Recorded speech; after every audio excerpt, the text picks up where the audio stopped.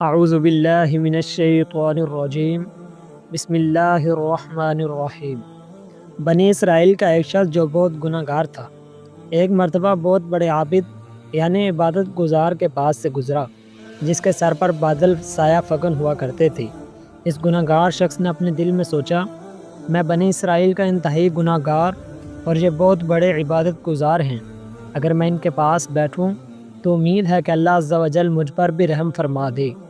یہ سوچ کر وہ اس عابد کے پاس بیٹھ گیا۔ عابد کو اس کا بیٹھنا بہت ناگوار گزرا۔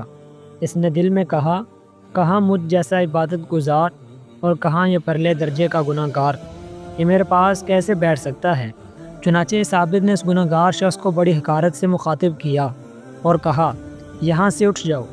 اس پر اللہ عز و جل نے اس زمانے کے نبی علیہ السلام پر وحی بھیجی کہ ان دونوں سے فرمائیے کہ اپنے عمل نئے سرے سے شروع کریں۔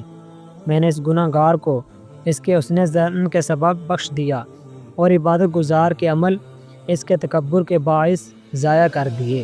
اور حدیث مبارکہ میں ہے کہ حضور نبی کریم صلی اللہ علیہ وسلم نے ارشاد فرمایا، قیامت کے دن متکبرین کو انسانی شکلوں میں چونٹیوں کی مانند اٹھایا جائے گا، ہر جانب سے ان پر ذلت طاری ہوگی، انہیں جہنم کے بولس نامی قید خانے کی طرف ہنکا جائے گا اور بہت بڑی آگ انہیں اپنی لپیٹ میں لے کر ان پر غالب آ جائے گی، انہیں طینۃ الخبال یعنی جہنمیوں کی پیپ پلائی جائے گی۔